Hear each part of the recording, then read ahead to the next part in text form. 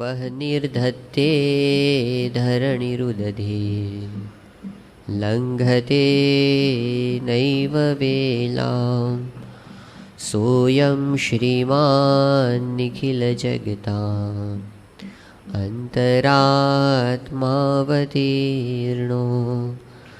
धर्मं रक्षन् दिशतु कुशलं स्वामिनारायणो नः। श्री स्वामिनारायण भगवाननी जय। अक्षर पुरुषोत्तम महाराजनी जय। गुणातीतानंद स्वामी महाराजनी जय। भगतजी महाराजनी जय। शास्त्रीजी महाराजनी जय। योगीजी महाराजनी जय। प्रमुख स्वामी महाराजनी जय।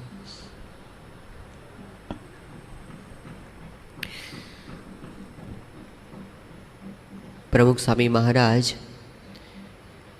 अजोड गुरु है। आ वाक्यनी पाछळ जे दृष्टि है एने आपणे आजे समजवानो प्रयत्न करवाना छीए। आ दुनियानी अंदर अजोडपणुं मापवा माटे लोको जुदा जुदा प्रकारना मापदंड वापरता होय छे, पण आपणे આજે સાચો માપદંડ કયો છે એને સમજવાનો પ્રયત્ન કરીશું। સાચો માપદંડ એટલે વચનામૃતની અંદર ભગવાન સ્વામિનારાયણે જે આપ્યો છે એ માપદંડ, કે શ્રીજી મહારાજ કઈ દ્રષ્ટિથી આવા સંતને અજોડ કે છે, એમની દ્રષ્ટિથી આપણે ગુરુ પ્રમુખ સ્વામી મહારાજને સમજવાના છીએ। આ દુનિયામાં જ્યારે સંતની વાત આવે, ગુરુની વાત આવે, ત્યારે સામાન્ય રીતે એક સામાન્ય વ્યક્તિને એવી સમજ હોય છે કે બસ ભગવું વસ્ત્ર પહેર્યું હોય એટલે એ સંત કહેવાય, એ ગુરુ કહેવાય। અને ઘણા લોકો એ રીતે એની પાછળ તણાતા પણ હોય છે, એનું ચાલતું પણ હોય છે। ઘણી વખત આ પ્રસંગ કદાચ આપણે સાંભળેલો હશે, પણ સારંગપુરનો છે એટલે ફરી એકવાર। સારંગપુરની અંદર અમારે ત્યાંની ગૌશાળામાં એક માણસ કામ કરતો હતો, એનું નામ હતું મેલો। જેવા નામ લગભગ એવા જ ગુણ હતા। એ ક્યારે નાતો હશે ખબર નહીં, પણ ભજન બહુ સારા ગાતો। જ્યારે અમારી સંતોની રાતની સભા થાય શયન આરતી પછીની, એમાં શરૂઆતમાં અડધો કલાક ભજન ગાવાના હોય, એમાં મેલો આવીને ઘણીવાર ભજનો ગાય, ઊંચા સાદે સરસ ભજનો ગાતો। હવે એકવાર એવું થયું કે ગમે તે કારણસર એ મંદિર છોડીને જતો રહ્યો। ક્યાં ગયો કોઈને કંઈ ખબર હતી નહીં। વર્ષો પસાર થઈ ગયા। 3-4 વર્ષ પછી એવું બન્યું કે એકવાર મંદિરના કેમ્પસમાં એક યાત્રાની બસ આવી। એમાંથી 50 જેટલા યાત્રાળુઓ બધા નીચે ઉતર્યા અને ઠાકોરજીના દર્શન કરવા માટે ત્યાં મંદિર ઉપર ગયા। એ બસમાંથી એક મહાત્મા ઉતર્યા અને એ પોતે જે આપણી ઓફિસ કોમ્પ્લેક્સનું છે આગળનો ભાગ થોડો, ત્યાં આવ્યા। અને એ વખતે આપણે સારંગપુરના એક સંત છે ઘનશ્યામ પ્રકાશ સ્વામી, એ પોતે ત્યાં બગીચો સંભાળે છે, એ ત્યાં બેઠા હતા। એટલે એ મહાત્માને જોઈને ઘનશ્યામ પ્રકાશ સ્વામી ઊભા થઈ ગયા અને કીધું કે પધારો, ક્યાંથી આવો છો? એટલે પેલા મહાત્મા હતા, એમણે કીધું કે સ્વામી જય સ્વામિનારાયણ, મને ન ઓળખ્યો તમે? એટલે ઘનશ્યામ પ્રકાશ સ્વામી કે ઓળખાણ ન પડી।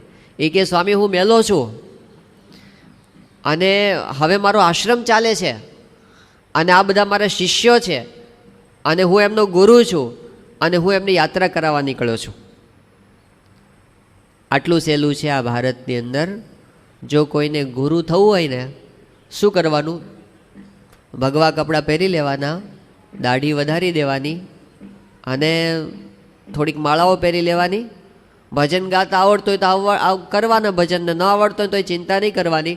5-10 જણને બધાને આશીર્વાદ આપી દેવાના, બધાને જા બચ્ચા તેરા કામ હો જાયગા, બધાને આપ્યા કરવાના। એકાદાનું કામ તો થશે તો આપણું હાલશે। અને આ ધંધામાં કોઈ દિવસ મંદી આવવાની નથી, બધા ધંધામાં મંદી આવે, આ બિઝનેસમાં કોઈ દિવસ મંદી આવશે નહીં। આનો લોકો દુરુપયોગ પણ કરતા હોય છે। દુનિયા ઝુકતી હૈ, ઝુકાને વાલા ચાહીએ। તો કેવળ કપડાથી સંતતા, કપડાથી ગુરુપણું એ આ દુનિયાની અંદર માનનારો પણ એક વર્ગ છે, પણ આપણા શાસ્ત્રો ના પાડે છે કે એનાથી કોઈ દિવસ સંતનો મહિમા કે ગુરુનો મહિમા સમજી શકાતો નથી. એ તો રાવણે આવા જ ડ્રેસ પહેર્યો હતો. એટલે પહેલો દ્રષ્ટિકોણ એ ખોટો છે. બીજો દ્રષ્ટિકોણ કેટલાકને કેવો હોય છે આ દુનિયામાં કે કોઈ બહુ સારું પ્રવચન કરે કે બહુ સારી પારાયણ કથા કરે અને હજારો માણસો હોય એને ડોલાવે અને ઘડીક પોતે રડે અને આખી સભાને રડાવે, ઘડીક વારમાં હસાવે અને આમ સંગીતના સાજ સાથે બોલતા હોય તો એમ લાગે કે આ તો બહુ મોટા મહાત્મા છે. લોકો ખાલી કથા, બીજું કાંઈ જ ન જોવે, બસ કથા પારાયણ છે, છટાદાર કરતા હોય એટલે એમ માની લે કે આ ગુરુ છે. તમે ઉપનિષદ વાંચો, ગીતા, ભાગવત, રામાયણ, મહાભારત, વચનામૃત, સ્વામીની વાતો, કોઈ પણ શાસ્ત્ર વાંચો, એક પણ શાસ્ત્રમાં એવી ડેફિનેશન નથી કે જે બહુ છટાદાર પ્રવચન કરતા હોય એ ગુરુ કહેવાય. પણ આ દુનિયામાં એક વર્ગ તમને એવો મળશે કે એ લોકો મોટા ભાગે શું માનતા હોય કે આ મહાત્મા બહુ સારું પ્રવચન કરે છે ને એટલે એ મારા ગુરુ. ખોટો દ્રષ્ટિકોણ છે. ત્રીજો એક દ્રષ્ટિકોણ કેવો હોય છે કે કોઈક બહુ પરચો કે ચમત્કાર બતાવે ને તો એ મહાત્મા મોટા. એ પણ એક બિઝનેસ ચાલે છે કે જ્યારે કોઈ સ્પિરિચ્યુઅલ સ્ટન્ટ કરતા શીખી જાય, સ્પિરિચ્યુઅલ સ્ટન્ટ એટલે એક પ્રકારની વિદ્યા છે અને એને કોઈ શીખી જાય ને પછી એનો ઉપયોગ કરે, લોકો એની પાછળ ગુરુ ગુરુ કરીને તણાય, એવું પણ દેખાય છે. અમે જ્યારે વિદ્યાનગરમાં ભણતા હતા અને એ વખતે છાત્રાલયની અંદર કેલાલ આવ્યા હતા. ત્યાં આગળ તમને ખબર છે કેલાલ બહુ વિશ્વ પ્રસિદ્ધ જાદુગર છે. એ કેલાલને આમ પોતે બહુ જ સાત્વિક વ્યક્તિ છે, પોતે જૈન ધર્મમાં માને છે, પણ પ્રમુખ સ્વામી મહારાજ પ્રત્યે એમને હૃદયથી ખૂબ આદર છે. અને સ્વામીશ્રીના વચને એ પોતે ક્યારેય કોઈ પણ જગ્યાએ એડવર્ટાઇઝમેન્ટમાં રહેવાનું થાય તો એક કંપની એને એવી ઓફર આપી હતી કે તમે અમારી જાહેરાત કરો તો અમે તમને આટલા રૂપિયા આપીશું. બહુ મોટી રકમ હતી. પણ એમણે કીધું કે પ્રમુખ સ્વામી મહારાજનો આદેશ છે કે વ્યસનની જાહેરાતમાં ક્યારેય પડવું નહીં. તો એ જાહેરાત વ્યસનની જાહેરાત હતી, કોઈ ગુટખાની જાહેરાત હતી અને એમણે પોતે લાખો રૂપિયા જતા કર્યા, પણ સ્વામીશ્રીના વચને એમણે પોતે એ જાહેરાત લીધી નહોતી. અને ઘણી જગ્યાએ આપણું પ્રદર્શન પણ એ પોતે બતાવે છે. તો સ્વામીશ્રી પ્રત્યે એને અંતરથી આદર છે. એ પોતે છાત્રાલયની અંદર પધાર્યા હતા અને છાત્રાલયની જે સાંજની સભા થાય 7 થી 8 દરમિયાન, એ વખતે એમણે પોતે ત્યાં આગળ આ વિદ્યાર્થીઓની સામે થોડાક જાદુ પણ રજૂ કર્યા હતા. અને એ વખતે એમણે પોતે એક નાનું પ્રવચન પણ કર્યું હતું 15-20 મિનિટનું. એ વખતે એમણે એક વાત અંદર કરી હતી કે આ તમે જે કંઈ જાદુ જોયા કે અમે જે શોમાં બતાવીએ છીએ આ એક પ્રકારની આર્ટ છે, એક પ્રકારની કળા છે. એમણે કીધું કે આમાં કોઈ આધ્યાત્મિકતા નથી, આની અંદર કોઈ આધ્યાત્મિક શક્તિ કે ભગવાનનો સંબંધ એવું કાંઈ નથી, આ એક પ્રકારની આર્ટ છે. પછી એણે એક વાત બીજી કરી કે ઘણા લોકો આવી આર્ટનો ઉપયોગ ગુરુ થવા માટે કરે છે. એમ કરીને એણે એક વાત કરી કે ભારતની અંદર એક બહુ જ પ્રસિદ્ધ બાબા અત્યારે છે, એમણે કીધું એ બધા ચમત્કારો બતાવે છે, આવા બધા હવામાંથી કંઈક કાઢીને બતાવે ને આમ કાઢીને બતાવે ને એવા બધા ચમત્કારો બતાવે છે. તો લોકો એની પાછળ અત્યારે ગુરુ કહીને એની પાછળ ફરે છે. પણ એ કે વાસ્તવિકતા એ છે કે હું જે ગુરુ પાસેથી હું આ બધી વિદ્યા શીખો એ જ ગુરુ પાસેથી એ શીખેલા છે. અમે બંને સરખી વિદ્યા શીખેલા છીએ, પણ મેં એ વિદ્યાનો ઉપયોગ એવો કર્યો કે હું લોકોને કહું છું કે ભાઈ આ મારી કળા છે અને હું પેટ ભરવા માટે આ કળા તમને બતાવું છું. અને એણે એવો ઉપયોગ કર્યો કે એણે પોતે એ કળાના આધારે એવું કીધું કે હું આધ્યાત્મિક શક્તિ ધરાવનાર ગુરુ છું અને તમે મને માનો તો એ ગુરુ થઈને બેઠા છે. તો દુનિયામાં એક વર્ગ એવો છે કેવળ ચમત્કારોની પાછળ ફરે છે.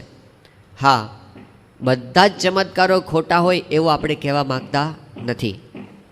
સાચા ચમત્કારો પણ દુનિયામાં થતા હોય છે. હિમાલયના સિદ્ધ યોગીઓ નામનું એક પુસ્તક છે, સ્વામી રામ નામના લેખકે લખ્યું છે. એ હિમાલયમાં બધે ફરેલા છે અને આજની તારીખે પણ એવી સિદ્ધિ પ્રાપ્ત કરેલા ઘણા બધા ગુરુઓ છે. એટલે એ બધા સંતો મહાત્માઓને પોતે મળેલા છે. પણ સારાંશ એ આવે છે કે જે આધ્યાત્મિક માર્ગે આગળ વધેલા છે બધાનો એક મત પડે છે કે આવી સિદ્ધિઓ હોય તો પણ એનાથી કોઈ આધ્યાત્મિક મોટપ નથી. એવા સિદ્ધો છે ત્યાં આગળ કે હિમાલયમાં બેઠા બેઠા કોઈ દિલ્હીના ડિપાર્ટમેન્ટલ સ્ટોરની અંદર કોઈ રેફ્રિજરેટર હોય ઉચકીને મૂકી દે, ત્યાં હિમાલયની ગુફાની અંદર કોઈક જગ્યાએ લાવી શકે એવી શક્તિ ધરાવનારા મહાત્માઓ હોય છે. આપણા પ્રમુખ સ્વામી મહારાજના પેલા એક ડ્રાઈવર હતા, એક ઇન્દ્રવદનભાઈ. એ ઇન્દ્રવદનભાઈને એવો શોખ કે જ્યારે પ્રમુખ સ્વામી મહારાજ પરદેશ જાય ત્યારે એ વખતે એમને કંઈ ગાડી ચલાવવાની ન હોય એટલે પોતે ફ્રી પડે. તો એ દરમિયાન શું કરે, જે 2-4 મહિનાનો કે 5-6 મહિનાનો સમય હોય એ દરમિયાન પોતે હિમાલયમાં વારંવાર જતા અને ત્યાં જઈને એના આવા મહાત્માઓ સાથે બહુ રિલેશન્સ છે બધા. તો આવા સિદ્ધો એમણે પણ જોયેલા છે. પણ એમણે વાત કરી કે જે સાચી રીતે આધ્યાત્મિક સાધના કરે છે બધાનો એક મત છે કે આ બધી સિદ્ધિઓ છે ને, આ બધા પરચા કે ચમત્કાર છે એ તો બધા નરકના દ્વાર જેવા છે. એ તો ઉલટાના આપણને ભગવાનથી દૂર લઈ જાય છે. એ તો આપણને કોઈ કલ્યાણના માર્ગે લઈ જઈ શકતા નથી. જેમ રામકૃષ્ણ પરમહંસનો પહેલો એક પ્રસંગ છે કે ગંગા કિનારે બેઠા હતા અને એ વખતે એક માણસ એમની પાસે આવ્યો અને એમણે કીધું કે રામકૃષ્ણ પરમહંસને કે તમને કંઈ ચમત્કાર આવડે છે? તો રામકૃષ્ણ પરમહંસે કીધું અમને કંઈ ચમત્કાર આવડતા નથી. તો પેલા માણસે કીધું જો હું તમને ચમત્કાર બતાવું. એમ કહીને એ માણસ ગંગા નદી ઉપર ચાલતા ચાલતા સામે કાંઠે ગયો અને ત્યાંથી ચાલતા ચાલતા પાછા આવ્યો પાણી ઉપર ચાલીને ગયો અને પાણી પર ચાલીને પાછો આવ્યો. એ વખતે રામકૃષ્ણ પરમહંસ પાસે આવીને એમણે કીધું જોઈ મારી સિદ્ધિ તમે? એ વખતે પરમહંસે પ્રશ્ન પૂછ્યો કે કેટલો સમય આની પાછળ તે કાઢ્યો આ સાધના કરવામાં? એમણે કીધું કે મેં આ સિદ્ધિ પ્રાપ્ત કરવા માટે 30 વર્ષ સુધી સાધના કરી છે. એ વખતે રામકૃષ્ણ પરમહંસે કીધું કે ભાઈ 30 વર્ષમાં તે કાંઈ કામ કર્યું નથી, ખાલી 2 પૈસાનું કામ કર્યું. પેલો જોઈ રહ્યો એ કઈ રીતે કે તમારે જો અહીંથી હોડીમાં બેસી અને સામે કાંઠે જવું હોય તો 1 પૈસો થાય છે, ત્યાંથી પાછા આવવામાં બીજો 1 પૈસો થાય છે. આ 30 વર્ષમાં તે 2 પૈસાથી વધારે કામ કર્યું નથી. આનાથી તારુંય સારું થવાનું નથી, તારા અંતરમાં શાંતિ થવાની નથી, તને ભગવાન મળવાના નથી, તારું કલ્યાણ થવાનું નથી. અને જે કોઈ કદાચ તારી અંદર જોડાશે આવી સિદ્ધિ જોઈને તો એ પણ અવળા રવાડે ચડી જશે. આમાંથી કાંઈ હાથમાં આવવાનું નથી. ખાલી એક ચમત્કાર છે, ખાલી એક શો છે, ખાલી એક ડ્રામા છે, ખાલી એક જાદુગરની એક આઈટમ છે. બાકી એનાથી વધારે કાંઈ તારા હાથમાં આવ્યું નથી. તો એક વાત સમજી રાખવી જોઈએ, આપણા મનમાં સ્પષ્ટતા હોવી જોઈએ કે આવા કોઈ પરચા ચમત્કાર કદાચ સાચા હોય ને તો પણ આધ્યાત્મિક માર્ગમાં એની કોઈ કિંમત નથી. તો એ વાત આપણે સમજવાની. પ્રમુખ સ્વામી મહારાજ એ પોતે એવા સમર્થ ગુરુ છે તો એમની હાજરીમાં અનેક ચમત્કારો સહેજે સહેજે બને છે, પણ એનાથી એની મોટપ સમજવાની નથી, એનાથી એની મહત્તા નથી. ત્યાં સુરતની અંદર ડૉક્ટર ડીપી સાવલિયા સાહેબ છે, આપણા મંદિરની પાસે જ રહે છે, એ પાક્કા સત્સંગી છે, રોજ સવારની કથામાં આવે છે. તો સાવલિયા સાહેબે વાત કરી હતી એ કે મારે દીકરો નહોતો અને હું તો ડૉક્ટર છું અને મને ખબર છે કે મેં બધા પ્રકારના ટેસ્ટ કરાવી લીધા હતા અને મારા જિંદગીમાં કોઈ દિવસ દીકરો થાય એવી કોઈ શક્યતા હતી જ નહીં, એ એને પાક્કું હતું. અને કે એ વખતે પ્રમુખ સ્વામી મહારાજ અહીં સુરતમાં આવ્યા હતા અને એ વખતે સંતો મને બાપા પાસે દર્શન માટે લઈ ગયા અને એ વખતે એક સંતે વાત કરી કે સ્વામી આ ડૉક્ટર સાહેબને દીકરો નથી. તો સ્વામી બાપા કે આપણે આશીર્વાદ આપીએ છીએ, ભગવાનને પ્રાર્થના કરીએ દીકરો થાય. સાવલિયા સાહેબ કે મને તો ખાતરી હતી કે મને કોઈ દિવસ થાય એમ છે જ નહીં દીકરો, પણ એમણે કીધું બાપાએ આશીર્વાદ આપ્યો અને થયો વર્ષમાં દીકરો. એનું નામ એણે શ્રીજી ઉપાડ્યું છે. અત્યારે ઓસ્ટ્રેલિયાની અંદર રહીને પોતે ભણે છે. તો મોટા પુરુષના આશીર્વાદથી અસંભવ લાગતા કાર્ય સિદ્ધ થાય એ એક જુદી બાબત છે, એ કરી શકે. પણ સમજવાનું એ છે કે એનાથી એની મહત્તા એમને માપવાના નથી. ત્યાં વડોદરાની બાજુનું એક ગામ છે, એ ગામનો એક યુવક છે મહેશ. હવે મહેશ એ સત્સંગમાં નહોતો. એકવાર એવું થયું કે પોતે પતંગ ચગાવતા પડી ગયો અને એ વખતે એનું પગે ફ્રેક્ચર થઈ ગયું. એમને વડોદરા લઈ ગયા, ડૉક્ટરને બતાવ્યું. ડૉક્ટરે કીધું કે પ્લાસ્ટર તો હું કરી દઉં છું પણ આના પગની અંદર હાડકામાં મોટો પ્રોબ્લેમ લાગે છે, તમે એને મુંબઈ લઈ જાઓ. એને મુંબઈ લઈ જવામાં આવ્યો, ઘાટકોપરની હોસ્પિટલમાં દાખલ કરવામાં આવ્યો. ડૉક્ટરે બધા ટેસ્ટ કર્યા, ટેસ્ટમાં એવું રિઝલ્ટ આવ્યું કે આને પગે હાડકાનું કેન્સર થયું છે, આખો એક પગ કાપીને કાઢી નાખવો પડશે. એને હોસ્પિટલમાં એડમિટ કરી દીધો. એના માટેની ઓપરેશનની ડેટ ફિક્સ થઈ ગઈ, બધી એપોઇન્ટમેન્ટ લેવાઈ ગઈ. એ દરમિયાન એમના એક સ્નેહી ભાસ્કરભાઈ મહેતા એ પોતે ત્યાં મુંબઈમાં રહેતા હતા. તો એમણે આમને વાત કરી કે પ્રમુખ સ્વામી મહારાજ એ બહુ મોટા સમર્થ સંત છે, અમારા ગુરુ છે, તો તમે ચાલો ત્યાં આગળ. એટલે એના પિતાશ્રીને સમજાવી અને આ છોકરાને લઈ ગયા ત્યાં દર્શન કરવા માટે. એ યુવકને સ્ટ્રેચરમાં સુવડાવ્યો હતો. પ્રમુખ સ્વામી મહારાજ જ્યારે ઠાકોરજીના દર્શન કરીને બહાર નીકળતા હતા એ વખતે એમની પાસે લાવવામાં આવ્યો અને કીધું કે સ્વામી આ છોકરો છે ને એને પગે કેન્સર થયું છે, પગ કાપવાનો છે. સ્વામીશ્રી પગ ઉપર હાથ ફેરવ્યો અને કીધું કે ભગવાન સારું કરશે. એમ કરીને બાપા પોતે પૂજાની અંદર પધારી ગયા. આ છોકરાને હોસ્પિટલ લાવવામાં આવ્યો અને એ છોકરાએ કીધું કે મારા ટેસ્ટ બધા ફરીથી કરો. અને ફરીથી બધા ટેસ્ટ કર્યા તો રિઝલ્ટ નેગેટિવ આવ્યું અને કીધું કે આને તો કેન્સર છે જ નહીં. એ જ ડૉક્ટરો જેણે પહેલાં કેન્સર ડિટેક્ટ કર્યું હતું એ કહે કે આના પગમાં કોઈ જ પ્રોબ્લેમ નથી, એ સાજો થઈ ગયો, એક સત્સંગી બની ગયો, એ કાર્યકર પણ બની ગયો અને આજે એ સંત બની ગયા છે. એ યુવક અત્યારે સંત છે, સુરેન્દ્રનગર મંદિરમાં સેવા કરે છે. જ્ઞાન દર્શન સ્વામી એમનું નામ છે. તો મોટા પુરુષની ઉપસ્થિતિમાં આવા હજારો ચમત્કારો થતા હશે, પણ યાદ આપણે એ રાખવાનું છે આવા ચમત્કારોથી એમની કિંમત નથી, એ આપણે સ્પષ્ટ કરવાનું છે. એનો સાચો માપદંડ નથી. તો પછી કેટલાક લોકોને એવું હોય છે કે કયા મોટા સંત, કો જેની પાસે લાખો માણસો ફરતા હોય ને એ મોટા ગુરુ કહેવાય, ઝાઝા માણસો ફરે ને એ મોટા ગુરુ. એ માપદંડ પણ ખોટો છે. એક વખત એક ભાઈ હતા અને એ પોતે ગયા હતા જૂનાગઢ મંદિરે, અને એ વખતે જૂનાગઢમાં ગુણાતીતાનંદ સ્વામી બિરાજમાન હતા. તો ગુણાતીતાનંદ સ્વામી તો જૂનાગઢ મંદિરના મહંત કહેવાય. હજારો માણસો ગુણાતીતાનંદ સ્વામીને સભામાં દંડવત કરે, ગુણાતીતાનંદ સ્વામીની વાતો સાંભળે. ગુણાતીતાનંદ સ્વામી આખા મંદિરના મોવડી કહેવાય. આ બધું એણે જોયું અને થયું કે ઓહો, આ તો બહુ મોટા સંત છે, આટલા બધા માણસો એમને માને છે. એટલે પછી એમણે કીધું કે મારે ગુણાતીતાનંદ સ્વામીની સેવામાં રહેવું છે. એમણે સ્વામી પાસે આવીને કીધું કે સ્વામી મારે તમારી પાસે અહીં સેવામાં રહેવું છે, તો રાખશો? ગુણાતીતાનંદ સ્વામી કે હા રો, કંઈ વાંધો નહીં, કરો અહીં આગળ સેવા. એ ગુણાતીતાનંદ સ્વામી પાસે રોકાયા, પણ માપદંડ શું હતો કે ઝાઝા માણસો ગુણાતીતાનંદ સ્વામીને માને છે એટલા માટે સ્વામી મોટા. હવે થોડો સમય થયો અને બન્યું એવું કે ત્યાં આગળ કોઈ જન્માષ્ટમી જેવો મોટો ઉત્સવ આવ્યો હતો અને વડતાલથી આચાર્ય રઘુવીરજી મહારાજ ત્યાં આગળ પધાર્યા હતા. રઘુવીરજી મહારાજ બહુ મોટા આચાર્ય કહેવાય, આખા સંપ્રદાયના ધણી કહેવાય. અને એ જ્યારે આવે ત્યારે એમનો ઠાઠમાઠ તો જુદો જ હોય. આમ હાથી ઉપર એની સવારી નીકળતી હોય અને ડંકા અને નિશાનો આગળ હાલતા હોય અને પછી કેટલાય બધો મોટો સંઘ એની આગળ પાછળ ફરતો હોય, એના નામની છડીઓ પોકારાતી હોય, મોટી ગાદીવાળું આસન પડતું હોય. આ બધું એમણે જ્યારે જોયું ત્યારે એમને લાગ્યું કે ગુણાતીતાનંદ સ્વામી કરતાં તો આ રઘુવીરજી મહારાજ મોટા છે, કારણ કે કેટલા બધા માણસો એમની આગળ પાછળ પડે છે, તેનો ઠાઠમાઠ તો જુઓ. એટલે એમને થયું કે આપણે ગુણાતીતાનંદ સ્વામીને મૂકો પડતા અને રઘુવીરજી મહારાજની સાથે જોડાઈ ગયા અને એમની સાથે પોતે વડતાલ પહોંચી ગયા અને ત્યાં એમની સેવામાં રહ્યા. હવે થોડા સમય પછી એવું બન્યું કે રઘુવીરજી મહારાજ છે આચાર્ય, એને કંઈક પધરામણી પ્રસંગે વડોદરા જવાનું થયું. તો પેલા ભાઈ હતા એ એમની સાથે વડોદરા ગયા અને બનવા જોગ એવું થયું કે એ વખતે ગાયકવાડ સરકાર, જે એ વખતના બહુ જ મોટા રાજવી કહેવાય, એમની એક સવારી નીકળી હતી વડોદરા શહેરમાંથી. અને આ તો ગાયકવાડની સરવારી, રાજા કહેવાય, એટલે એની તો ઠાઠમાઠ કંઈક જુદા જ પ્રકારનો હોય. બધો કેટલા બધા હાથીઓ ને ઘોડા ને રથ ને પાલખીઓ ને છડીઓ ને અને હજારો માણસો આગળ પાછળ ફરતા હોય અને આખું ગામ આખું શહેર જોવા માટે ઉમટ્યું હોય.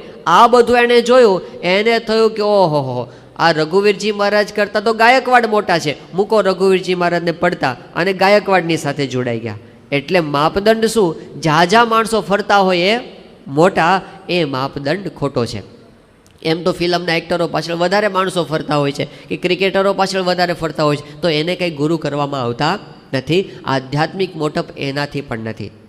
હમણાં આપણે કેટલીક વાત સાંભળી પ્રમુખ સ્વામી મહારાજની, એમના કેટલાક અજોડ કાર્યો છે.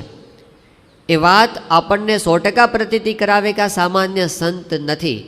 આજે આપણે બહુ જ તટસ્થ રીતે જોઈએ, બહુ જ તટસ્થ રીતે, ખાલી આપણે એમના શિષ્ય છીએ એવી રીતે નહીં, પણ બહુ તટસ્થ રીતે જોઈએ તો પણ આપણને એક વસ્તુ દેખાય છે કે આ વિશ્વના ઇતિહાસમાં ન થયા હોય એવા કાર્યો પ્રમુખ સ્વામી મહારાજે કર્યા છે. જ્યારથી આ પૃથ્વીની ઉત્પત્તિ થઈ, કે જ્યારથી આ પૃથ્વી ઉપર માણસ જન્મ્યો ત્યારથી માંડીને આજ સુધીના હજારો લાખો વર્ષોના ઇતિહાસની અંદર કોઈ એક પુરુષે આ પૃથ્વી પર જેટલા મંદિરોનું નિર્માણ ન કર્યું હોય અને જેવા મંદિરોનું નિર્માણ ન કર્યું હોય એવા એકલા પ્રમુખ સ્વામી મહારાજે આપણી નજર સામે કર્યા છે આ પૃથ્વી પર. આ દિલ્હી અક્ષરધામનું નિર્માણ એક અજોડ કાર્ય છે. નાસ્તિક માણસ ત્યાં આવે છે તો પણ એનું મસ્તક ઝૂકી જાય છે, કહે છે કે અહીં કોઈ દિવ્ય શક્તિ કામ કરે છે એવું એને બોલવું પડે છે. આ મોટા મોટા માંધાતાઓ જે પોતાના ફિલ્ડમાં પડેલા છે, અક્ષરધામ એક સ્ટ્રક્ચર છે, અક્ષરધામ એક બાંધકામ છે, એક સ્થાપત્ય છે.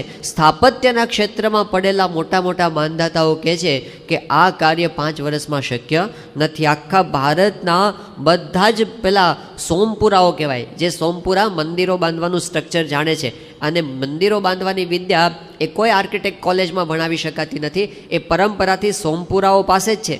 એ ભારતના 40 જેટલા ટોપ લેવલના સોમપુરાઓ એ જ્યારે અક્ષરધામ જોવા માટે ગયા, એમના એક બહુ જ વડીલ હતા 80 વર્ષના, એની આંખમાંથી તો આંસુની ધારા વહેવા માંડી. અને એમણે પ્રમુખ સ્વામી મહારાજને કીધું, એમણે કીધું કે સ્વામી તમે અમારી કલાને અમર કરી દીધી.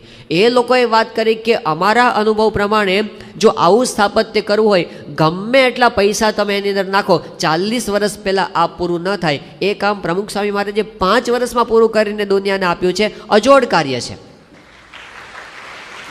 તો એમાં કોઈ શંકા નથી કે સ્વામીશ્રી આવા મંદિરો બનાવ્યા અજોડ કાર્ય છે, આવા સંતો બનાવ્યા 850, એ પણ એક અજોડ કાર્ય છે. આજે સમગ્ર હિન્દુ ધર્મની અંદર એક પણ મહાત્મા નથી એવા કે જેની પાસે પ્રમુખ સ્વામી મહારાજ જેવા અને જેટલા જે રીતે સમર્પિત થયેલા સંતો છે એવા કોઈ મહાત્મા પાસે નથી. એ અજોડ કાર્ય છે કે આપણે જાણીએ છીએ. જે હરિભક્તો સ્વામીશ્રીના છે અજોડ છે. સ્વામીશ્રીએ જે રાહત કાર્ય કર્યા છે, બ્રિટન અને અમેરિકાની પાર્લામેન્ટ સુધી એના વખાણ થયા છે, એટલે એ અજોડ કાર્ય છે, એમાં કોઈ શંકા નથી. પણ આપણે સમજવા એ માગીએ છીએ કે એ કાર્યથી પણ પ્રમુખ સ્વામી મહારાજની મહત્તા નથી. કદાચ આમાંથી એકેય કાર્ય સ્વામીએ ન કર્યું હોત ને, એકેય કાર્ય ન કર્યું હોત તો પણ એમની મહત્તા એને લીધે છે જ નહીં. આપણી ગુરુ પરંપરામાં આપણે જોઈએ છીએ ભગતજી મહારાજ. ભગતજી મહારાજે કેટલા મંદિરો બનાવ્યા છે? એક પણ નહીં. કેટલા સાધુ બનાવ્યા છે? એક પણ નહીં. કેટલા શાસ્ત્રો બનાવ્યા છે? એક પણ નહીં. કેટલી સ્કૂલ બનાવી, કેટલી હોસ્પિટલ બનાવી, કેટલા રાહત દવાખાનાઓ ચાલુ કર્યા, કેટલા ગામ બાંધ્યા, કેટલા મકાનો બાંધ્યા? કાંઈ નથી કર્યું.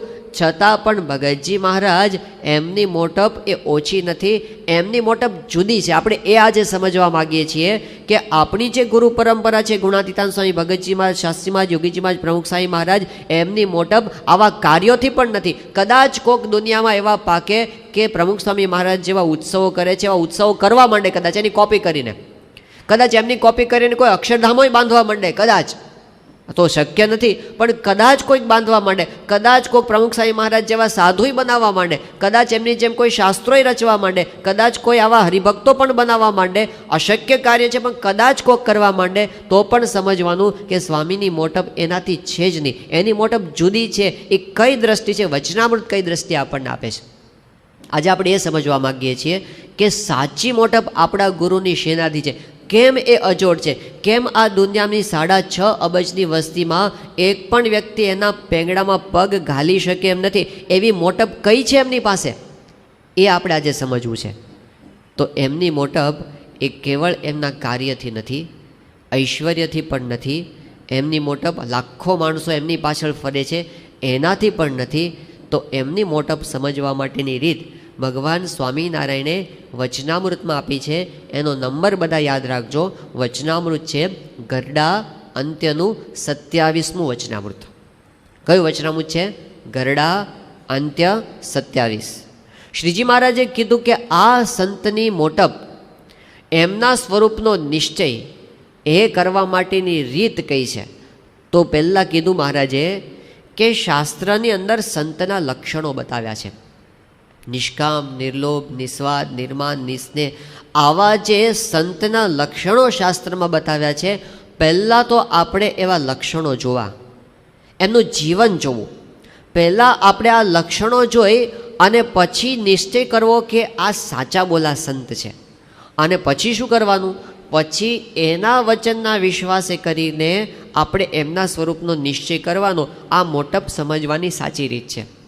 તો સૌથી પહેલાં જોવાનું છે એમનું જીવન, કે એ કેટલા પ્યોર સંત છે, એમનું જીવન કેટલું વિશુદ્ધ છે, કેટલું નિર્મળ છે. એ જેમ જેમ આપણે સમજતા જઈએ ને એમ એમ આપણા હૃદયમાં એમના પ્રત્યે દ્રઢ વિશ્વાસ પ્રગટ થતો જાય છે. આ પહેલું સ્ટેપ છે. હંમેશા આધ્યાત્મિક માર્ગમાં કંઈક આપણે પામવું હોય કે મેળવવું હોય કે સમજવું હોય તો સંતના વચનના વિશ્વાસ સુધી પહોંચવું પડશે. પણ વિશ્વાસ પહેલાંનું સ્ટેપ છે એમનું જીવન જોવું, કે એ ખરેખર વિશ્વાસ મૂકવા યોગ્ય સંત છે એવું સમજવા માટે એમનું જીવન જોવું. તો આજે આપણને સ્વામીશ્રીનું જીવન ખુલ્લી કિતાબ જેવું આપણી સામે દેખાય છે. આ ખાલી આપણે એમના શિષ્ય છીએ એટલે વાત કરીએ છીએ એવું નથી, પણ જે એમના યોગમાં આવ્યા છે, આ દુનિયાના બધા લોકો, એ બધાના હૃદયમાં અત્યારે આપણે જોઈએ છીએ, આપણે ઘણા લોકોના સંપર્કમાં આવીએ છીએ બહાર, તો દુનિયામાં બધા લોકોના હૃદયમાં અત્યારે એક છાપ તો છે જ કે પ્રમુખ સ્વામી મહારાજ સાચા સંત છે, એક નિર્મળ સંત છે, એક અત્યંત પવિત્ર સંત છે, આવું બધા માને છે. 2003ની સાલમાં પ્રમુખ સ્વામી મહારાજ અમદાવાદમાં બિરાજમાન હતા અને એ વખતે વ્યક્તિગત મુલાકાત માટે જે હરિભક્તો આવતા હોય એની અંદર એક અજાણ્યા ભાઈ આવ્યા, પહેલી જ વખત સ્વામીશ્રીને મળતા હતા. એમણે આવીને સ્વામીને વાત કરી કે સ્વામી તમે મને કંઠી પહેરાવો. સ્વામીશ્રી એમને વર્તમાન ધરાવ્યા. એ વખતે એ ભાઈએ પોતાનો પરિચય આપ્યો. એમણે કીધું કે સ્વામી હું અમદાવાદથી મુંબઈ જતી જે ટ્રેન છે એમાં ટીસી તરીકેની નોકરી કરું છું અને હું અહીં આપની પાસે આવ્યો આપને ગુરુ કરવા માટે. એની પાછળ એક ઘટના છે, એક પ્રસંગ છે. એમ કહીને એણે પોતે એક પ્રસંગ કીધો કે હું એક વખત આ ટ્રેનમાં ટ્રાવેલિંગ કરતો હતો. હવે એ વખતે એક કમ્પાર્ટમેન્ટમાં હું ઊભો હતો. એ કમ્પાર્ટમેન્ટમાં કેટલાક લોકો બેઠા હતા. એ બધા કેવા હતા કે એ લોકો જે રોજ અપડાઉન કરતા હોય અને અમારે રોજ એની સાથે ઘરોબો થયેલો હોય એવા કેટલાક લોકો ત્યાં આગળ બેઠા હતા. ત્યાં અંદર અંદર વાતચીત કરતા હતા. હવે વાતચીતમાં એમનો વિષય એવો નીકળ્યો કે અત્યારે આપણા બધા ધર્મગુરુઓ કેવા છે અને ધર્મગુરુઓ વિશે જે વાત થતી હતી એમાં આ બધા પાછા એવા દ્રષ્ટિકોણવાળા હતા જે બધા નાસ્તિક જેવા હતા. એટલે બધા ધર્મગુરુઓની કાપવા માટે જ બેઠા હતા. એટલે કોઈ એક ધર્મગુરુની વાત નીકળે એટલે એક જણ એનો એક નેગેટિવ પોઈન્ટ કે, બીજો એનો બીજો કે, ત્રીજો એનો ત્રીજો કે, અને 2-5 મિનિટમાં તો એ ધર્મગુરુનો હાવ મૂળ બધા ભેગા થઈને કાઢી નાખે. પછી બીજા ધર્મગુરુની વાત નીકળે, ત્રીજા ધર્મગુરુની વાત. આવું જ નિંદા કરવા માટે જ એ લોકો બેઠા હતા. અને એ દરમિયાન હું ઊભો સાંભળતો હતો તો એટલામાં બન્યું એવું કે કોકના મોઢેથી આપનું પણ નામ નીકળ્યું કે પ્રમુખ સ્વામી મહારાજ પણ મોટા ગુરુ છે બહુ. અને એ વખતે મેં જોયું કે જે લોકો ક્યારના બોલ કરતા હતા અને નિંદા કરતા હતા બધા ગુરુઓની, પણ તમારું નામ જેવું આવ્યું ને એટલે બધા બોલતા શાંત થઈ ગયા. કોઈ એક શબ્દ ન બોલે. એ બધા એક જ વાત કરે કે ના ના પ્રમુખ સ્વામી તો બહુ સાચા ગુરુ છે, એ તો બહુ મહાન સંત છે, એમાં કાંઈ કહેવા જેવું નથી. હવે આ કોઈ સ્વામિનારાયણ સંપ્રદાયના આશ્રિત નહોતા. આ બધા જ બહારના વ્યક્તિ છે. અને આ વ્યક્તિ પોતે કહે છે, પેલા ટીસી હતા એ કહે છે કે સ્વામી મને એવો અનુભવ થયો કે જે લોકો ખાલી ટાઈમ પાસ કરવા માટે નિંદા કરે છે ધર્મગુરુઓની, એ લોકોને ટાઈમ પાસ કરવા માટે પણ તમારો એક નેગેટિવ પોઈન્ટ ન મળ્યો તો મને લાગ્યું કે આનાથી વધારે પ્યોર ગુરુ મને બીજે ક્યાં મળશે, એટલે હું તમારી પાસે આવું છું. તો સ્વામીશ્રીનું આ વ્યક્તિત્વ છે. હવે આ દૂરની વ્યક્તિની વાત થઈ, જે બહાર છે, જે નજીક નથી આવ્યા છતાં એમના હૃદય પર આ પર્સનાલિટી છે. હવે સ્વામીશ્રીની જે નજીક રહ્યા છે, રાત દિવસ બાપાની ભેગા રહે છે, એ લોકોના હૃદય ઉપર કેવી છાપ છે. સાધારણ રીતે એવું હોય કે જે ભેગા રહેતા હોય ને એને પછી બહુ મહિમા ન હોય, કારણ કે એને બધી ખબર હોય, મહાદેવજીના ગુણ પોઠીઓ જાણે ને એમ ભેગા રહેનારને બધી ખબર હોય. યોગી શતાબ્દી મહોત્સવમાં એક બહુ મોટા મહામંડલેશ રહ્યા હતા અને બહુ પ્રખર વક્તા. હવે એ યોગી શતાબ્દી મહોત્સવ વખતે એમનો ઉતારો હતો, ત્યાં આગળ એમાંથી એમને લાવવા લઈ જવા માટે એક યુવક એ પીઆરની સેવામાં હતા, એ પોતે એમને લેવા માટે એમના ઉતારે ગયા. હવે પેલા જે મહાત્મા હતા એ પોતે બેઠા હતા અને એમના ચેલો હતો એ એની જટા ઓળતો હતો. એટલે પેલા મહાત્મા બિચારા કંઈક એને પાણી જોતું હતું એટલે બૂમાબૂમ કરતા હતા કે ભાઈ પાણી લાવો. પણ પેલો જટા ઓળવાથી નવરો જ ન પડે. તે પછી આપણા યુવકે એમની સેવા કરી પેલા મહાત્માની. કહેવાનો મતલબ એમ છે કે મહાત્મા પોતે બહાર મોટા કહેવાતા હોય એને બધી પ્રવચનો બધા જોરદાર બધે બાર લોકો સાંભળવા માટે આવતા હોય, પણ એની નજીક રહેનાર વ્યક્તિઓ છે એના હૃદય ઉપર એનો સહેજ પણ મહિમા ન હોય એવું આપણને દુનિયામાં ઘણી જગ્યાએ જોવા મળે છે. કારણ કે નજીક રહેનાર છે એને યથાતથ જાણતા હોય, જેમ છે તેમ. સાધારણ રીતે દૂર હોય ત્યાં સુધી મહિમા રહે. આ દુનિયામાં એવું જ છે બધે. મિત્ર ઘણા સમયથી મળ્યો ન હોય અને કોઈક દિવસ મળી જાય તો થાય કરે તું તો ઈદ કા ચાંદ બન ગયા, ક્યાં ગયો તો દેખાતો જ નથી, અને હમણાં તો કેટલા સમયથી ચાલ ચાલ ઘરે ચાલ એવું આપણે કરીને લઈ જઈએ. એ કોક વાર મળતો હોય તો આપણને એટલું બધું રહે, પણ પછી જો કાયમ માટે ભેગા રહેવાનું થાય અને ધારો કે મિત્ર આપણા ઘરે આવે અને ઘરે આવે પછી અઠવાડિયું રોકાય તો પછી એમ થાય કે જાય તો સારું એવું થાય. તો ભેગા રહે ને પછી બહુ મહિમા રહેતો નથી. લગ્ન પહેલાં જેવા સંબંધો હોય છે એવા લગ્ન પછી નથી રહેતા. પહેલાં બહુ પ્રેમ હોય પણ પછી રહેતો નથી પરસ્પર. કેમ? એકબીજાના સ્વભાવોની ખબર પડે છે એટલા માટે. એટલે જ્યારે ભેગા રહેવાનું થાય ત્યારે વ્યક્તિનું યથાર્થ સ્વરૂપ છે આપણને ખબર પડે. સ્વામીશ્રીની વિશેષતા શું છે? આજે એમના જે આ 850 સંતો છે બધાનો અનુભવ એ છે કે જેમ જેમ એમની સાથે રહેતા જઈએ છીએ ને એમ એમનો મહિમા વધારે સમજાતો જાય છે. કે આપણે તો બાપાને સમજતા હતા એના કરતાં કેટલા આગળ છે, હજુ આગળ છે, હજુ આગળ છે. એમના મહિમાના પારને પામી શકાતો નથી. આ ભેગા રહેનાર લોકોના હૃદય પર એમની અસર છે. આજથી 12-13 વર્ષ પહેલાં પ્રમુખ સ્વામી મહારાજ સારંગપુરમાં હતા અને એ વખતે સંતોની એક સભા ત્યાં વાડીએ રાખવામાં આવી હતી. યજ્ઞ પુરુષ વાડી છે અમારી ત્યાં. એ સભાની અંદર વિવેક સાગર સ્વામીનો ઇન્ટરવ્યૂ રાખવામાં આવ્યો હતો. હવે એમને કેટલાક પ્રશ્નો પૂછવામાં આવ્યા હતા. અગાઉથી એવું નહોતું કીધું કે તમને આટલા પ્રશ્નો પૂછશું, તમે તૈયાર કરીને લાવજો, એવું અમને કહેવામાં નહોતું આવ્યું. ઇન્સ્ટન્ટ પ્રશ્ન પૂછવામાં આવ્યા હતા. એમાં એક પ્રશ્ન એમને એવો પૂછવામાં આવ્યો કે આટલા વર્ષોથી તમે પ્રમુખ સ્વામી મહારાજની સાથે ફરો છો અને તમે બધે જ જ્યાં જાઓ ત્યાં સ્વામીશ્રીના મહિમાની વાત એકને એક વાત બધાને કરવાની તમારે થાય છે, પણ અમે જોયું છે કે તમને એટલો ને એટલો ઉત્સાહ છે, ક્યારેય પ્રમુખ સ્વામી મહારાજનો મહિમા કહેવામાં તમને ક્યારેય આમ કંટાળો આવતો નથી, ક્યારેય તમને ઉત્સાહ ઓછો થતો નથી, એ અમે જોયું છે. અને બીજું અમે એ પણ જોયું છે કે સ્વામીની ભેગા ને ભેગા છો છતાં પણ તમને દર્શનનો ઈશક બહુ રહે છે. કે બાપા પોતે વોકિંગ કરતા હોય, પૂજાની અંદર હોય, ભોજન કરવા માટે બેઠા હોય, એક પણ દર્શન તમે ચૂકતા નથી અને દોડી દોડીને દર્શનમાં તમે પહોંચો છો. તો આટલો બધો તમને ઉત્સાહ રહે છે, એનું કારણ શું છે? એ વખતે વિવેક સાગર સ્વામીએ આમ ઇન્સ્ટન્ટલી એમના હાર્ટમાંથી જે જવાબ આપેલો ને, એમણે વાત કરી કે મને 2 વાત બરાબર સમજાઈ ગઈ છે. પહેલી વાત તો એ કે શ્રીજી મહારાજ સિવાય બીજો કોઈ ભગવાન નથી, એ સર્વોપરી પુરુષોત્તમ નારાયણ છે. અને બીજું કારણ એ છે કે મને એવું દ્રઢ સમજાઈ ગયું છે કે પ્રમુખ સ્વામી મહારાજ જેવા સાધુ આ પૃથ્વીના પટ પર બીજા કોઈ નથી.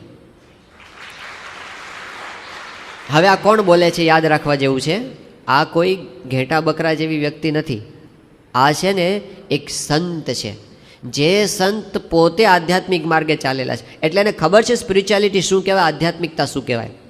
એ પોતે 40 વર્ષ ત્યાગાશ્રમમાં એમણે પસાર કર્યા છે અને એક શુદ્ધ ભાવથી એમણે પોતે સાધના કરી છે. એક બુદ્ધિશાળી છે, મૂર્ખ નથી, અને બહુ પ્રખર વક્તા છે, પોતે વિદ્વાન છે. એક મહાત્મા તો એવું સમજતા હતા બહારના, એ એવું સમજતા કે પ્રમુખ સ્વામી મહારાજનું ચાલે છે ને એ વિવેક સાગર સ્વામીને લીધે ચાલે છે. એવું માનતા હતા કે મારી પાસે એક વિવેક સાગર સ્વામી હોત કે મારી પાસે એક ડૉક્ટર સ્વામી જેવા હોત તો મારુંય ચાલત, કારણ કે મારો મહિમા બધાને કહે ને એટલે મારું હાલે. પણ એમને ખબર નથી કે વિવેક સાગર સ્વામી કે ડૉક્ટર સ્વામી જેવા જે છે એમના હૃદયમાંથી જે અવાજ આવે છે ને સ્વામીના મહિમાનો, એનું કારણ સ્વામીશ્રીનું જીવન છે. ભેગા રહ્યા પછી, રાત દિવસ ભેગા રહ્યા પછી એમના હૃદય પર આ અસર છે. તો સ્વામીશ્રીના જીવનની જે નિર્મળતા છે, આટલો પણ ડાઘ એમને પોતાના આ 90 વર્ષના જીવન દરમિયાન પોતાની સાધુતાને લાગવા નથી દીધો. એ એમની બહુ મોટી મહાનતા છે, એ સામાન્ય વસ્તુ નથી. તો શાસ્ત્રમાં એવું કીધું કે આવા જે નિર્મળ જીવનવાળા સંત હોય એમની અંદર ભગવાનનો વાસ છે. આવા જે નિર્મળવાળા સંત છે એમના વચનમાં વિશ્વાસ કરવો. તો નિષ્કામ, નિર્લોભ, નિસ્વાદ, નિર્માન, નિસ્નેહ આ પ્રસંગો આપણે કહેવા બેસીએ તો પાર આવે એમ નથી. પણ આપણે સમજવા એ માગીએ છીએ કે આ સાધુતાના જેટલા કાંઈ લક્ષણો આપણા શાસ્ત્રોમાં બતાવ્યા હશે એ બધા અત્યારે સ્વામીશ્રીની અંદર જીવંત આપણને જોવા મળે છે. સ્વામીશ્રીના યોગમાં કોઈ પણ આવે છે એમની સાધુતાની અસર સામેના હૃદય પર થાય છે. ડૉક્ટર કુરિયન સાહેબ એ પોતે બહુ જ બુદ્ધિશાળી વ્યક્તિ કહેવાય, 100% નાસ્તિક વ્યક્તિ. ડૉક્ટર કુરિયન એટલે 100% નાસ્તિક, ભગવાનમાં નથી માનતા, એ પોતે કહે છે. એ જાહેરમાં સભામાં કહે છે, આપણી સભામાં કહે છે હું ભગવાનમાં નથી માનતો, પણ એ પ્રમુખ સ્વામીમાં માને છે. કારણ શું? એમણે વાત કરેલી જ્યારે વિવેક સાગર સ્વામી એ સ્વામીશ્રીની વાત કરતા હતા એમને ડૉક્ટર કુરિયન સાહેબને, એટલે એ વખતે કુરિયન સાહેબને એમણે વાત કરી કે પ્રમુખ સ્વામી મહારાજ છે એ આટલા મોટા કાર્યો કરે છે, છતાં પણ પ્રમુખ સ્વામી મહારાજના જીવનમાં લેશ માત્ર અહંકાર નથી, માન નથી. આ સાધુતાનું બહુ મોટું લક્ષણ છે.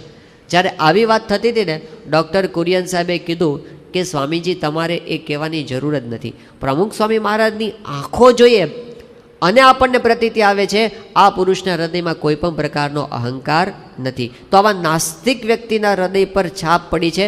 સ્વામીશ્રી અહંકાર શૂન્ય છે. જયલસિંહ ભારતના રાષ્ટ્રપતિ હતા અને એ વખતે સ્વામીશ્રીની પહેલી જ મુલાકાતમાં એના હૃદયમાંથી ઉદ્ગાર નીકળી ગયા, સ્વામીશ્રી અહમ શૂન્ય પુરુષ છે, એમને અહંકાર નથી. હરિનારાયણાન સ્વામી ભારત સાધુ સમાજના મહામંત્રી, એ તો બહુ આમ બધા બહુ અનુભવી વ્યક્તિ કહેવાય અને આખા ભારતના બધા મહાત્માઓની નાડી જાણે એવા આ હરિનારાયણ સ્વામી સામાન્ય નહીં, બુદ્ધિશાળી વ્યક્તિ અને બધાની નાડી એને ખબર. એ હરિનારાયણ સ્વામી પોતે બોલી ગયા, એ કે प्रमुख स्वामी जैसे निर्मानी संत मैंने अपनी जिंदगी में कहीं भी और कभी भी नहीं देखे हैं. તો આ એક મહાત્માના હૃદયમાં સ્વામીશ્રીની છાપ છે જે બહારના છે. એવા જ બહારના મહાત્મા એ સ્વામી આત્માનંદજી, બહુ જ વિદ્વાન સંત, પોતે રાયપુરની અંદર પોતે હતા. અત્યારે તો એ પોતે દેવગતિને પામ્યા, પણ એ આત્માનંદ સ્વામી એ રામકૃષ્ણ મિશનના બહુ વરિષ્ઠ સંત. એ જ્યારે સ્વામીશ્રીને મળ્યા 1985ની સાલમાં સમયાની અંદર, પછી એ આખો ઉત્સવને બધું જોઈને પછી આવ્યા અને રિસેપ્શનમાં બેઠા હતા અને આનંદ સ્વરૂપ સ્વામીએ એમને સહજ ભાવે એક પ્રશ્ન પૂછ્યો કે પ્રમુખ સ્વામી મહારાજ વિશે તમારો શું અભિપ્રાય છે? આ તાત્કાલિક પ્રશ્ન પૂછ્યો હતો અને સ્પોન્ટેનિયસલી એકદમ જ આત્માનંદ સ્વામી પોતે બોલવા મળી. ઓહ, શબ્દો નીકળી ગયા કે ઓહ વોટ એ હમ્બલ મેન, કે એ કેટલા નમ્ર પુરુષ છે. પછી એણે વાત કરી કે સ્વામીશ્રી પોતે આટલો મોટો કાર્ય કરે છે છતાં પણ હી ઇઝ સો સાયલન્ટ, એકદમ શાંત છે અને છતાં હજારોને પોતે એક્ટિવ કરી શકે છે. એમની પાસે કોઈ અદ્ભુત શક્તિ છે. એમણે કીધું મારા જીવનની અંદર હું જે કોઈ મહાન પુરુષોને મળેલું છું એમાં સૌથી વધારે પ્રભાવશાળી, સૌથી વધુ અસરકારક વ્યક્તિઓમાં પ્રમુખ સ્વામી મહારાજ છે. તો એની અસર આ તો બહારના છે, કોઈ સ્વામિનારાયણ સંપ્રદાયના છે જ નહીં. અને પ્રમુખ સ્વામી મહારાજ છે એમણે કાંઈ એને આપી દીધું નથી કે હું તમને લાખ રૂપિયા આપું છું, મારા મહિમાની થોડીક વાતો તમે કરજો, એવું કાંઈ સ્વામીએ કર્યું નથી. એમના હૃદયમાંથી આવેલા ઉદ્ગાર છે. આ બધું આપણને શું બતાવે છે? સ્વામીશ્રીની સાધુતા, એમની અહમ શૂન્યતા. આટલા બધા કામ કરવા છતાં, મોટા મોટા કામ કરવા છતાં પણ એમની અંદર ક્યારેય હું ભાવ આવતો નથી ને, આ સ્વામીશ્રીની મોટપ છે. તો મહિમા સમજવાની રીત શ્રીજી મહારાજે એવી બતાવી કે પહેલાં તો આવા સંતનું જીવન જોવું. આપણી આખી ગુરુ પરંપરામાં આપણને આ વસ્તુ જોવા મળશે. ભગતજી મહારાજની મોટપ શું છે? ભગતજી મહારાજનું જીવન. શાસ્ત્રીજી મહારાજની મોટપ શું છે? શાસ્ત્રીજી મહારાજનું જીવન. કે ગોરધનભાઈ કોઠારી જેવા બુદ્ધિશાળી વ્યક્તિ અને જેનું પોતાનું જીવન અત્યંત પવિત્ર છે, એવા ગોરધનભાઈ કોઠારી કહેતા કે વડતાલના 2000 સાધુઓમાં શાસ્ત્રી યજ્ઞપુરુષ દાસ જેવો સ્ત્રી અને ધનનો ત્યાગી સાધુ મેં બીજો કોઈ જોયો નથી. એ સાધુતા છે. યોગી બાપાનો આખા સંપ્રદાયમાં જે પ્રભાવ પડ્યો, મોટા યોગીજી મહારાજનો પ્રભાવ એ જૂના સંપ્રદાયના વ્યક્તિઓ પર પણ પડ્યો અને આચાર્ય મહારાજ જેવા ઉપર પણ પડ્યો. કારણ આ જ હતું યોગીજી મહારાજની સાધુતા. આચાર્ય આનંદ પ્રસાદજી હતા, વડતાલના આચાર્ય. યોગીજી મહારાજ એમને સારંગપુરની અંદર મળવા માટે ગયા. એ વખતે આનંદ પ્રસાદજી આચાર્ય પોતે બોલી ગયા, જોગી મહારાજ આજ ભગવાન સ્વામિનારાયણ આપકે પાસ હૈ, હમ પર કૃપા દ્રષ્ટિ રખના.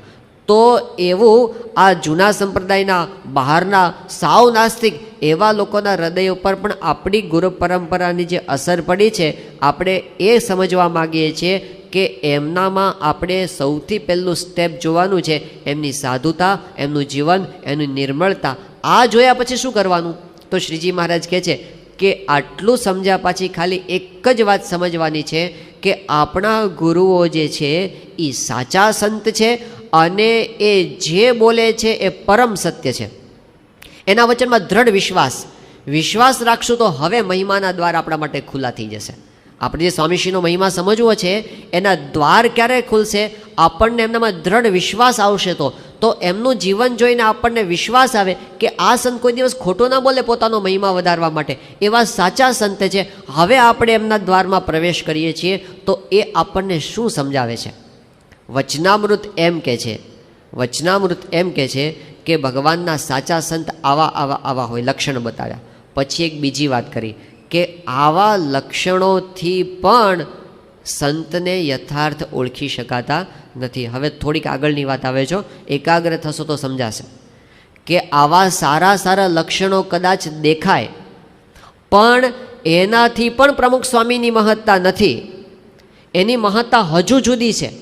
કોકની અંદર એમના જેવો ધર્મ કદાચ દેખાય, કોકની અંદર એમના જેવો વૈરાગ્ય કદાચ દેખાય, કોકની અંદર કદાચ આવી ઠાકોરજીની ભક્તિ, આમ ભગવાન ભેગા ફેરવતા હોય, ભગવાનને ધરાવીને ગ્રહણ કરતા હોય એવું કદાચ દેખાય, તો પણ સમજી લેવું એનાથી ગુરુપણું નથી. અજોડ ગુરુપણું શેનાથી છે? તો હવે એકાગ્રતા રાખવી પડશે. આ વચનામૃત જે ગ્રંથ છે ને એનું જે આશીર્વાદ છે ને, શરૂઆતમાં આશીર્વાદ, એ આશીર્વાદમાં યોગીજી મહારાજે એક વાત લખી છે. યોગીજી મહારાજ કહે છે કે વચનામૃતની અંદર જે સંતનો મહિમા કહેવામાં આવ્યો છે, જે સંતને મોક્ષનું દ્વાર કહેવામાં આવ્યા છે, એ સંત બીજા કોઈ નહીં પણ ગુણાતીતાનંદ સ્વામી છે. વચનામૃતમાં જે સંતનો મહિમા આવે ને, એટલો બધો મહિમા કીધો છે, એટલો બધો મહિમા કીધો છે ને કે કોકને એવી ઈચ્છા થઈ જાય, અંતરમાં ગલગલિયા થઈ જાય કે આ સ્થાન ઉપર આપણે બેસી જઈએ. એટલો બધો મહિમા છે વચનામૃતમાં.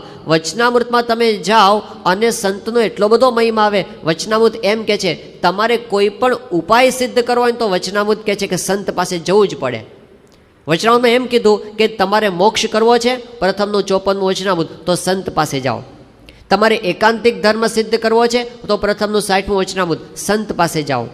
કે તમારે અંતરમાં નિર્વિકલ્પ સમાધિ જેવી શાંતિનો અનુભવ કરવો છે તો વડતાલનું 11 અને અંત્યનું 11મું વચનામૃત, સંત પાસે જાઓ.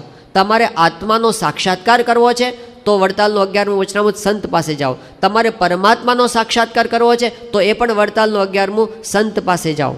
તમારે જીવનમાં ભગવાન પ્રત્યેની સાચી ભક્તિ સિદ્ધ કરવી છે તો પ્રથમનું 44મું વચનામૃત, મધ્યનું 29મું વચનામૃત, અંત્યનું 5મું વચનામૃત, સંત પાસે તમે જાઓ તો એ બધું તમને સિદ્ધ થશે.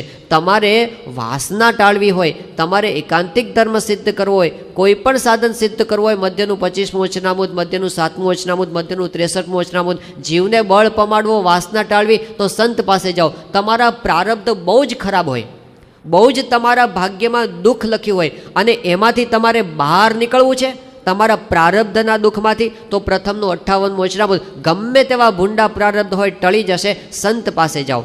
અને સંતનો એટલો બધો મહિમા કીધો, પ્રથમનું 37મું વચનામૃત, આવા સંતના દર્શન તો ભગવાનના દર્શન તુલ્ય છે. મહારાજ કે એવા સંતના ચરણની રજને તો શ્રીજી મહારાજ કે અમે માથા ઉપર ચડાવીએ છીએ. અંત્યનું 26મું વચનામૃત, આવા સંતની ભગવાનની જેમ સેવા કરવી. વડતાલનું 5મું વચનામૃત, ભગવાનની જેમ એનું ધ્યાન કરવું, માનસી પૂજા કરવી. તમે વચનામૃત સામે જુઓ, એટલો બધો સંતનો મહિમા છે કે ઘણા બધાને ગલગલિયા થઈ જાય છે કે આપણે આ સંત બની જઈએ ને તો આપણે બધા લોકો આપણને માનતા ને પૂછતા થઈ જાય. પણ યાદ રાખીએ, યોગીજી મહારાજે કીધું વચનામૃતમાં જે સંતનો મહિમા કીધો છે એ ખાલી ભગવા વસ્ત્રવાળા માટે નથી, એ પ્રવચનકાર માટે નથી, એ કોઈ ચમત્કાર બતાવવાવાળા માટે નથી, લાખો માણસો કોઈ પાછળ ફરતા હોય એના માટે પણ નથી, કોઈ કદાચ મોટા ઉત્સવો કે મંદિરો કરી નાખે એના માટે પણ એ મહિમા નથી. એ મહિમાના શબ્દો એ કદાચ કોકની અંદર ધર્મ, જ્ઞાન, વૈરાગ્ય, ભક્તિ જેવા ગુણ દેખાય એના માટે પણ નથી. એ મહિમા કોના માટે છે? યોગી બાપા કે વચનામૃતમાં જે સંતનો મહિમા કીધો છે એ ગુણાતીતાનંદ સ્વામીનો છે. ગુણાતીતાનંદ સ્વામી એટલે અક્ષર બ્રહ્મ, જે સંતને શ્રીજી મહારાજ અક્ષરધામમાંથી લઈને આવ્યા છે, ગુણાતીતાનંદ સ્વામી, એનો જ એ મહિમા છે. ગુણાતીતાનંદ સ્વામી એટલે સ્વયં અક્ષર બ્રહ્મ. હવે આપણે જાણીએ છીએ કે 5 તત્વો છે: જીવ, ઈશ્વર, માયા, બ્રહ્મ અને પરબ્રહ્મ. બરાબર? જીવો કેટલા છે? અનંત. ઈશ્વરો કેટલા છે? અનંત. પણ બ્રહ્મ અને પરબ્રહ્મ કેટલા છે? એક જ છે. બ્રહ્મ અનંત કોટી બ્રહ્માંડમાં એક જ છે. એટલે વચનામૃતમાં જે સંત કીધા છે એ બ્રહ્મ છે, એ અક્ષર છે અને એ અનંત કોટી બ્રહ્માંડમાં એક જ છે. અને એ ગુણાતીતાનંદ સ્વામી છે. એ જ ગુણાતીતાનંદ સ્વામી આજે ગુરુ પરંપરાની અંદર આપણા સુધી આપણને પ્રાપ્ત થયા છે. હવે 2 પ્રસંગો બરાબર યાદ રાખવાના છે. આ પ્રવચનના અંતમાં આવે છે 2 પ્રસંગો. પહેલો પ્રસંગ, આ નામ અને ગામ સાથે તમને યાદ રહેવા જોઈએ.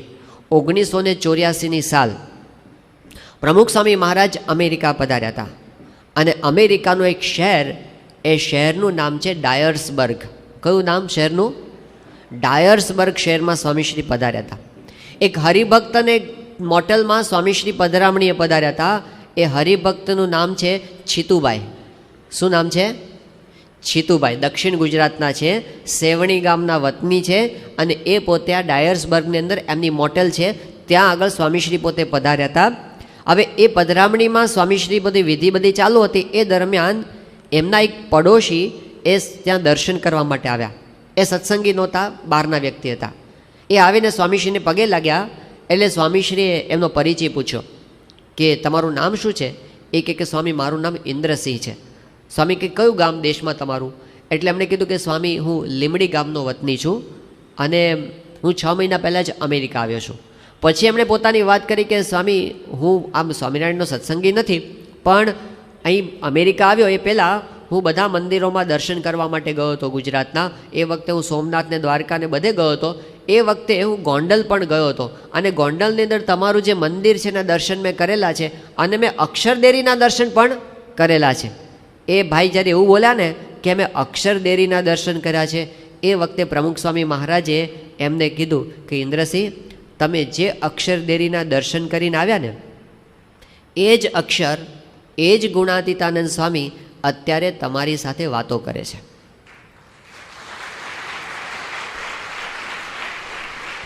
હવે સમજાણું સ્વામી કોણ છે? સ્વામી કોણ છે? એ ગુણાતીતાનંદ સ્વામી છે. ગુણાતીતાનંદ સ્વામીએ પોતાની વાતોમાં કીધું છે, હું તો ચિરંજીવી છું, તમારા બધાના દેહ પડી જશે, મારો દેહ પડવાનો નથી, હું તો પૃથ્વી પર રહેવાનો છું. શ્રીજી મહારાજ ગુણાતીતને પૃથ્વી પર રાખીને ગયા છે અને એ ગુણાતીત એ પ્રમુખ સ્વામી મહારાજ છે. યોગી બાપા કહેતા ગુણાતીત તો એક જ, બીજા કોઈ મેળે માવજીભાઈ થઈ શકે નહીં. એ એક જ છે, પરંપરામાં એકનું એક ચૈતન્ય તત્વ આપણને પ્રાપ્ત થયું છે, એ આપણા ગુરુ રૂપે. યોગી બાપા તો ત્યાં સુધી બોલ્યા કે ધર્મ, જ્ઞાન, વૈરાગ્ય અને ભક્તિવાળો તો એકડા ઘૂંટે છે, ગુણાતીતની તો વાત જુદી છે. એ ગુણાતીત છે, એ ખાલી ધર્મ, જ્ઞાન, વૈરાગ્ય, ભક્તિ વગેરે ગુણો છે એનાથી જ એમની મોટપ છે એવું નથી. આપણે તો એવા ગુણોથી ખાલી એટલું જાણવા માગીએ છીએ, આ સંત સાચા બોલા છે અને પરિચય તો એમના વચનથી થાય, મહિમા તો એમના વચનથી આપણને સમજાય, આપણી બુદ્ધિથી ન સમજાય. તો એમણે આપણને પોતાનો મહિમા સમજાવ્યો. એ સ્વયં અક્ષરધામ છે અને અક્ષરધામ અનંતકોટી બ્રહ્માંડમાં એક જ છે અને એ આપણા ગુરુ છે, એટલા માટે અજોડ છે. આ પહેલો પ્રસંગ યાદ રહ્યો. હવે બીજો પ્રસંગ, તારીખ 8-10-1991. તારીખ 8-10-1991 પ્રમુખ સ્વામી મહારાજ એ આફ્રિકાના મલાવી દેશનું પાટનગર છે લિલોંગવે. એ લિલોંગવેથી સ્વામીશ્રી જતા હતા દારે સલામ, પ્લેનની અંદર હતા અને એ વખતે જે સંતો સાથે હતા એમાં સાહજિક વાર્તાલાપ ગોષ્ઠી થતી હતી. એમાં એક સંતે પ્રમુખ સ્વામી મહારાજને પ્રશ્ન પૂછ્યો કે અમારે આપને કેવા સમજવાના? એ વખતે પ્રમુખ સ્વામી મહારાજ જે બોલ્યા એમના શબ્દોમાં હું પહેલાં વાંચી જાઉં છું, પછી આપણે એને સમજીશું. પ્રમુખ સ્વામી મહારાજ કહે છે કે પૂર્ણ પુરુષોત્તમ નારાયણ શ્રીજી મહારાજ સર્વોપરી સાક્ષાત જ છે. બરાબર શબ્દો સાંભળજો. પૂર્ણ પુરુષોત્તમ નારાયણ શ્રીજી મહારાજ સર્વોપરી સાક્ષાત જ છે, રોમે રોમમાં મહારાજ છે, શ્રીજી મહારાજના અખંડ ધારક છે. તમે ગાઓ છો ને સંત તે સ્વયં હરિ, એમની આંખમાં જોનારા ભગવાન છે, બોલનારા, સાંભળનારા, જમનારા ભગવાન જ છે, એમાં રોમનોય ફેર નથી. આ તો દેહ જુદો દેખાય છે પણ સાક્ષાત મહારાજ જ છે. કોઈ રાગ, દ્વેષ, દોષો છે જ નહીં, નિર્મળ પવિત્ર અંતઃકરણ છે, મનુષ્ય ભાવ બતાવે પણ દિવ્ય જ છે, એમાં સર્વે આવી જાય. આ સર્વોપરી નિશ્ચય છે. આપણે જે જીવનો સત્સંગ કરવાનો છે એ જીવનો સત્સંગ આવી દ્રઢતા થાય એ છે, ક્યારેય ન ડગે એવી જીવમાં નિષ્ઠા થાય એ સત્સંગ સાચો. બીજે ક્યાંય હેત પ્રીત આત્મબુદ્ધિ નહીં, અહીં જ આ સર્વોપરી છે, આ સાક્ષાત મહારાજ છે. આ દ્રઢતા હોય તો ક્યારેય મૂકીને ચાલ્યું ન જવાય, અખંડ આજ્ઞામાં રહેવાય, મનધાર્યું ન થાય, મહિમા રહે, શંકા કુશંકા ન થાય, બધું દિવ્ય દિવ્ય જ દેખાય. આમાંથી આપણે 2-3 વાક્ય સમજવાના છે. સ્વામીશ્રીએ પોતે એમ કીધું, ભગવાન શ્રીજી મહારાજ સર્વોપરી સાક્ષાત આપણને એમના સ્વરૂપે પ્રાપ્ત થયા છે, સાક્ષાત. હવે સિદ્ધાંત એવો સમજવાનો ખાલી કે સંત એટલે ભગવાન એવું આપણે નથી માનતા. સંતના રોમે રોમમાં આપણને મહારાજ મળ્યા છે. અક્ષરધામના રોમે રોમમાં પુરુષોત્તમ નારાયણ છે. પ્રમુખ સ્વામી મહારાજ એ સ્વયં અક્ષરધામ છે અને એમની અંદર રોમે રોમમાં આપણને સ્વામિનારાયણ ભગવાન પ્રત્યક્ષપણે મળ્યા છે. એટલે જે ભગવાન દાદા ખાચરને મળ્યા હતા, જે ભગવાન 500 પરમહંસોને મળ્યા હતા, એ સાક્ષાત આપણને મળ્યા. સ્વામી કે એની આંખમાં જોનારા ભગવાન છે, પગમાં ચાલનારા ભગવાન છે. એનો અર્થ શું થયો ખબર છે? આ સ્વામીશ્રી પોતે બોલ્યા હતા સારંગપુરની અંદર. સ્વામીશ્રી પોતે બોલ્યા, વિવેક સાગર સ્વામીએ મધ્યના 8મા વચનામૃત પર નિરૂપણ કર્યું. બાપાના આશીર્વાદ હતા. સ્વામી કે કોઈ તમને એમ પૂછે કે તમે ભગવાનને જોયા છે તો છાતી ઠોકીને કહેવું કે મેં ભગવાનને જોયા છે. જોગી મહારાજના દર્શન કર્યા, એ સાક્ષાત ભગવાનના દર્શન છે એવું સ્વામી આપણને કીધું. આપણા માટે જોગી મહારાજ એટલે કોણ? પ્રમુખ સ્વામી મહારાજ. તો આપણે છાતી ઠોકીને એવું કહેવાનું, મને ભગવાનના દર્શન થયા છે. એટલે 2 પ્રસંગો યાદ રહ્યા ને. પહેલો પ્રસંગ શું કહે છે? આ સંતનો મહિમા એ છે, એ ગુણાતીતાનંદ સ્વામી છે, અક્ષરધામ છે, એ અનંત કોટી બ્રહ્માંડમાં એક જ છે. અને બીજું, એના રોમે રોમમાં ભગવાન બિરાજમાન છે, આપણને સાક્ષાત ભગવાન મળી ગયા છે, એ એમના વચનથી આપણે પાક્કું કરવાનું છે. તો નિશ્ચયની રીત એ છે સંતનું જીવન જોવું. જીવન જોયા પછી આપણને સ્વામી બાપાના વચનમાં વિશ્વાસ આવે કે આ સંત ખોટું બોલે એવા નથી. આ લોકમાં કોઈ સજ્જન માણસ હોય એ ખોટું ન બોલે, તો આ સંત થોડા ખોટું બોલતા હશે, એ ખોટું બોલે એવા નથી. એવો વિશ્વાસ રાખી અને પછી આપણે એમનું સ્વરૂપ સમજવાનું કે જો આ વાત સાચી છે તો મને કેટલી મોટી પ્રાપ્તિ થઈ ગઈ છે, મને કેવા મોટા ગુરુ મળ્યા છે, કેવા અજોડ ગુરુ મળ્યા છે, એ એમના સ્વરૂપથી આપણને સમજાય છે. તો આવું સ્વરૂપ એ કેવળ એમની કૃપાથી સમજાય છે, આપણા બુદ્ધિબળથી સમજાતું નથી, એમની કૃપા દ્રષ્ટિથી સમજાય છે.